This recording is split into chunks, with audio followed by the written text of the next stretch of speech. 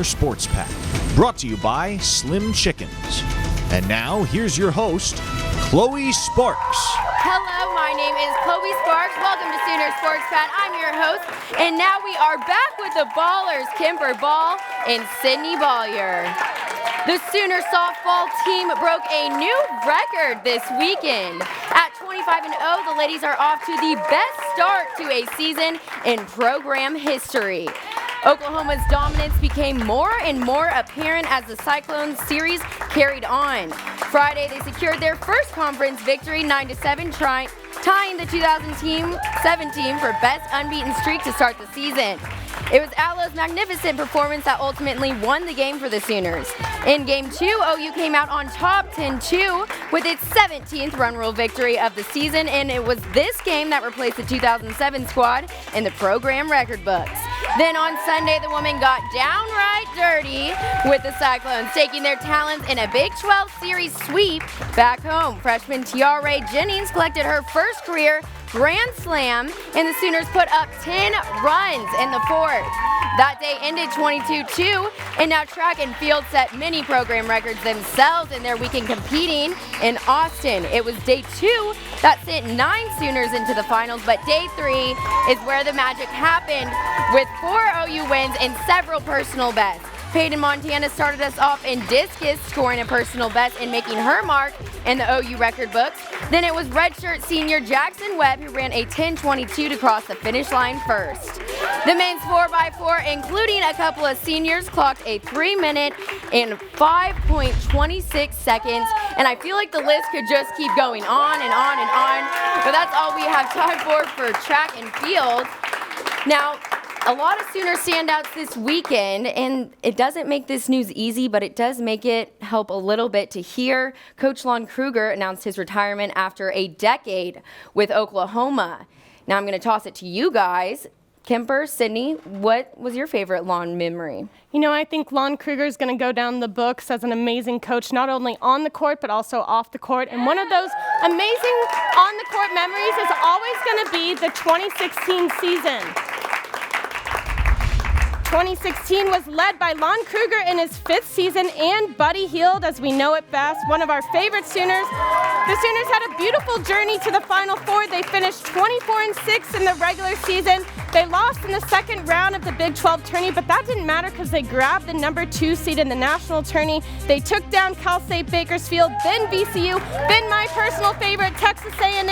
Then they took down Oregon to make it to the Final Four game against Villanova, where they got blown out, but what a wonderful run, excuse me.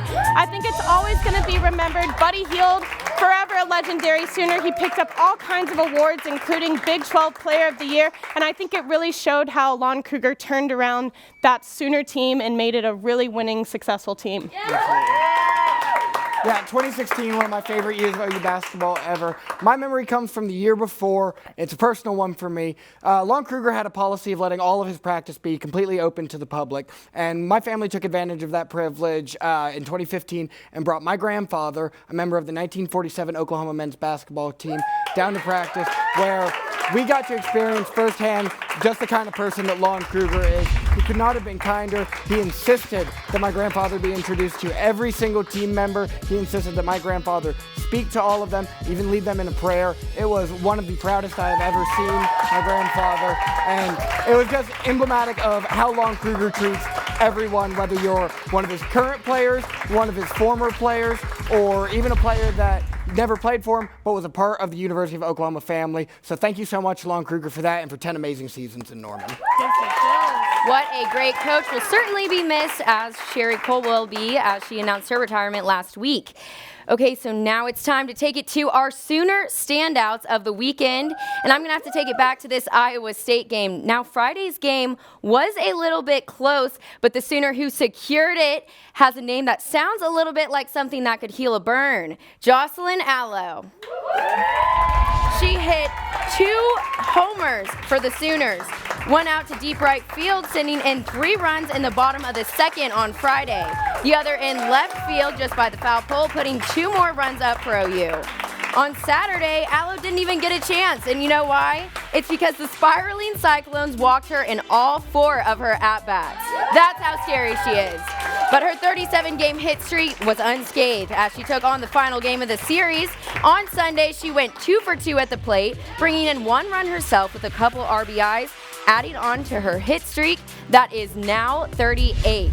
Now, I know that Jocelyn Allo is someone we try to not stand out every week, but you have to. She's so good. Now, Kimber, can you beat that standout Sooner athlete? Well, I will sure try. You know, the softball team's getting a lot of love this year, rightfully so. They're incredible. But, you know, the Sooner baseball team's doing pretty great as well, and they're led by first baseman Tyler Hardman. Now, Tyler Hardman's been having an amazing season. He's the number 2 first baseman in the country, and he leads the Big 12 in batting average and on-base percentage. Now, the Sooners had a 3-game series against Texas this weekend, and Tyler Hardman was dominant. He batted .500 for the entire series, and in Game 2 launched 2 home runs in his 4 at-bats, bringing in 4 runs, and in Game 3 he had 3 hits and 3 runs, he had 3 hits and 3 at-bats, just a dominant performance from him all season.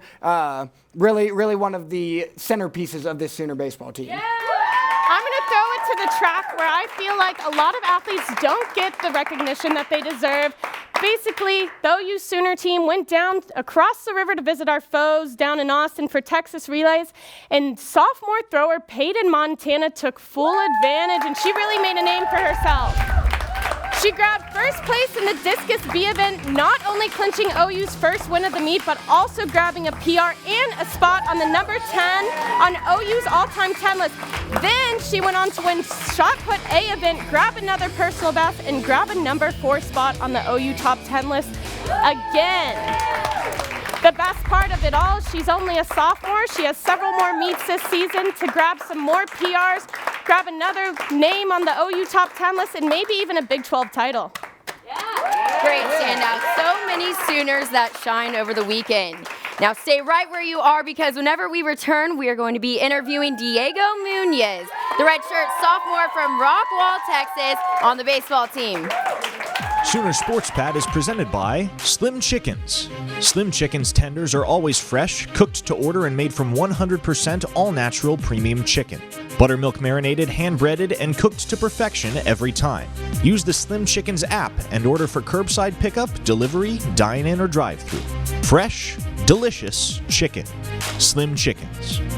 Get Sooner Sports news and talk on demand whenever you want with the Sooner Sports Podcast. Exclusive interviews, post-game shows, and all things Sooner Sports. Subscribe today at Soonersports.com/podcast. The Sooner Sports Podcast is presented by Riverwind and Allstate. Television partners, OU Health, Anheuser-Busch, and the OU College of Professional and Continuing Studies, and our community partners, Landers Auto Group, Coca-Cola, and OU Health. Welcome back to Sports Pad. And Diego Muniz is someone Coach Skip had his eyes on for a while before he became a part of the OU baseball team. The go-getter is known for his versatility on the field, playing left field, right field, third base, and Skip even believes that he could be a reliable catcher and a pitcher. Without further ado, let's get to the interview. Shannon Earhart had the chance to catch up with Diego Muniz earlier this week. Hey guys, I'm here with Diego Muniz from the OU baseball team. Diego, how you doing today? I'm doing good. Thanks for having me. Well, I know that you're a utility player on the baseball team. What's your favorite position to play if you had a choice? I really don't have a favorite position to play. I really don't. But for some reason, I like working behind the plate. For just because it's like super involved with every pitch, and I don't know. It's just it's a position I like getting better at. It's challenging, and it's something different every day. Yeah, and you guys are 12-8 right now, coming off a 5-game road streak. What's it been like to be on the road? It's always fun, and it's always challenging, of course. I like visiting new places. I like seeing different fan bases, experiencing different ballparks, different fields. But it's always good to win on the road, and it's always good to come back home. And now we're down in Austin, Texas, playing Texas. So. Well, it's good that you got to be down there because, COVID messed everything up and everything. So with that being said, what have you been looking forward to early in this season, because now COVID is kind of clearing up? So what's that been like? I like seeing fans out. I really do, especially with the fall going how it went. We didn't have a lot of people at our field. So with COVID finally being a little more clear, we get to see a lot of new faces. We get our fans out to the field. We get fans everywhere. So I think that's one of the most fun parts about it. Yeah, obviously that's super fun. So tell me a little bit about the energy you guys have in the dugout. I know I see you cheering in there and listening to music. So what's that feel like? Oh, it's awesome. I think our guys are really. I think it's just we have a bunch of guys that like the game. We're never just quiet. So something's going on at all times, and it really does keep you on your toes. I mean, it makes the game fun. I mean, that's a really big part about it. So it's super fun. Yeah. So. Kind of a weird question, but obviously the softball team is really good, and so are you guys. If you guys had a scrimmage, how do you think it would play out? I think it'd be pretty fun. It'd be a fun one. I don't know how it'd play out. I don't know if we'd be pitching over the top or, they'd be coming at us with their underhand. So, I mean, it all depends, but it'd be really fun to watch, I'll tell you that much. Well, thank you so much, Diego, for coming on the show tonight. We'll see you later. Back to you guys in the studio. Well, we touched on it at the beginning of the show, but for the second week in a row, the University of Oklahoma is saying goodbye to a basketball coach. Now, Lon Krueger's retirement may have come as a surprise to Sooner fans, but one thing that is not surprising is the legacy that he's leaving behind. After 10 seasons in Norman, Lon Krueger is calling it a career. He became not just one of us, but in many ways, and I said it about Sherry, a critical part of the heartbeat of our programs. Throughout his career, Krueger coached 5 separate teams to the NCAA tournament, finding success both on the court and off.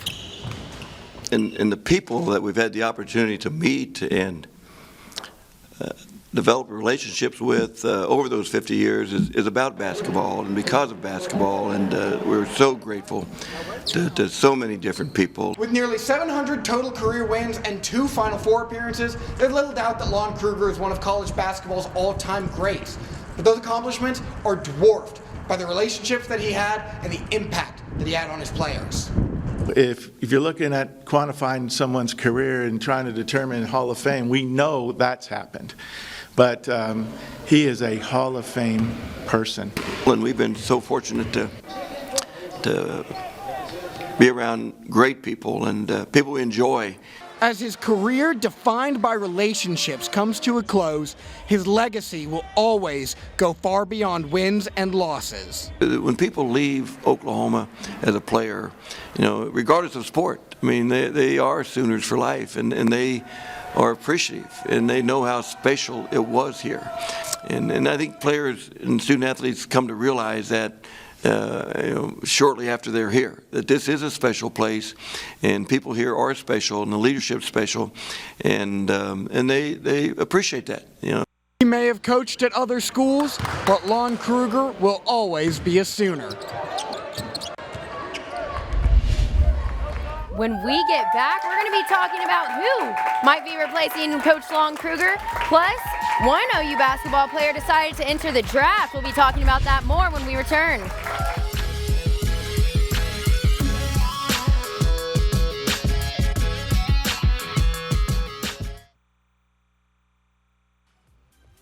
Welcome back to SSP. Thank you so much for sticking here with us.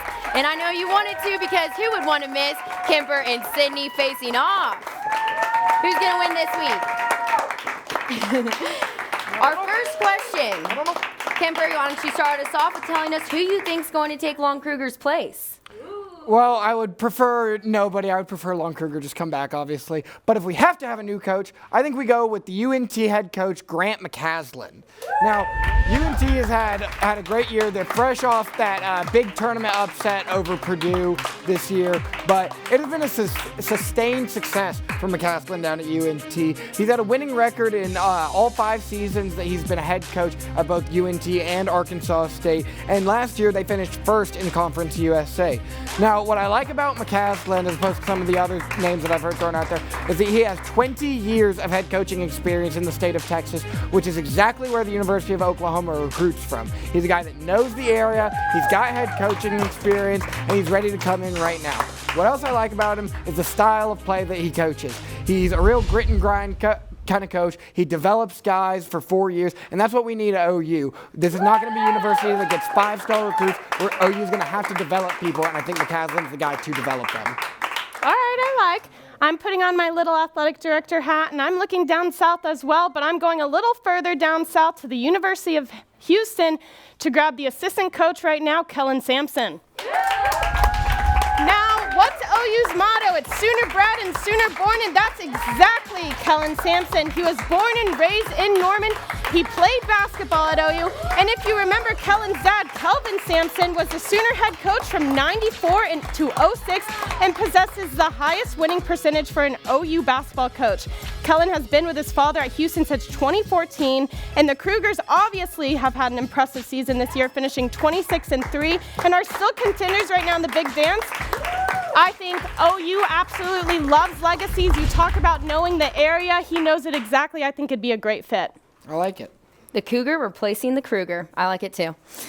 Now, next up for this second question, Davion Hardman just announced that he will be entering the NBA draft. Thoughts? Well, the decision caught me completely off guard. I was shocked to see it. I really thought he was going to come back for a couple more seasons. But if this is his decision, I'm fine with it. And even if he doesn't end up getting drafted, there are just so many ways to become a pro now, and so many different paths to the NBA. It's not a binary: get drafted, don't get drafted, and you're done. Now there are different routes. You can go to the G League. You can go overseas. And there's a lot of guys that go to the G League and find success and find their way onto an NBA roster. One of the former Sooner that's currently in the G League, Isaiah Cousins, who's been dominating for the Salt Lake Stars. He's probably going to find his way onto an NBA roster soon. And aside from that, there are just so many guys everywhere you look around the league today. There are guys that started out in the G League and have made their way into the NBA. You look at the two guys in Toronto, Fred VanVleet and Pascal Siakam. You look at the Oklahoma City Thunder, who are loaded with guys from the G League right now. There are just so many ways that you can get to the NBA. Even if he doesn't find his name being called in one of those first 2 rounds, I think there's a very good chance that he will be a successful professional basketball player elsewhere. Kemper, I agree with you. I was a little upset to hear that he declared. I think we were all expecting him as Sooner fans to be the big guy next year and step it up for the team. I'm here to tell you that there is still some hope to hold on to. The decision at the moment makes sense to me. Both Austin Reeves and Brady Manick have the chance to leave this season. Now Lon Kruger's gone, his coach. So his options are open, as Kemper said, but he also has the option to come back to OU. Hear me out. It gets tricky, but basketball players are allowed to declare for the draft and then remove themselves for consideration and go back to school, provided that they have not hired an agent or otherwise acted as a professional. Now, say it hasn't happened before, and I'm going to tell you Corey Kisberg from Gonzaga has done it before. So you know what? I'm here, and I still have hope for Davion. We'll see what happens, but I'm going to hold on to it until I can't anymore. Man, I hope that we see him back here next year as well. Now, it's your last chance to win over the audience. Show me what you have for viral videos this week.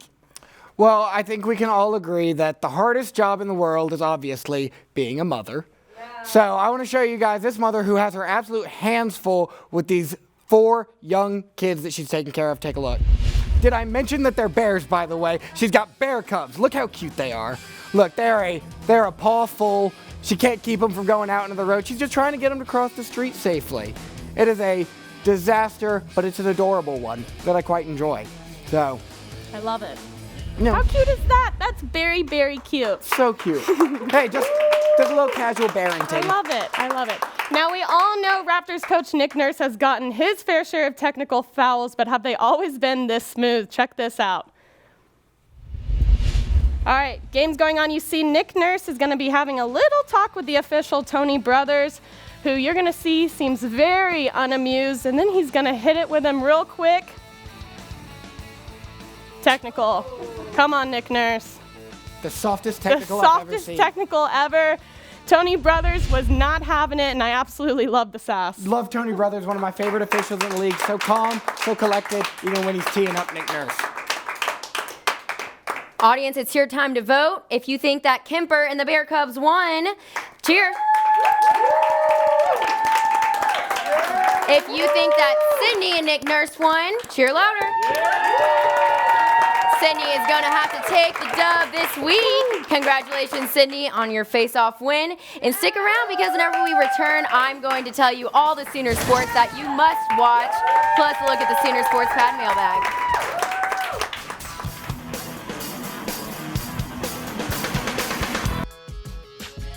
You won't want to miss Bedlam Baseball in Stillwater on Tuesday at 6. On Thursday, softball begins their series against Kansas at 6. And then the women's gymnastics squad will begin at 7 on Friday, facing multiple opponents in Tuscaloosa, Alabama. Without further ado, let's get on to the Sooner Sports Pad mailbag, what you've all been waiting for.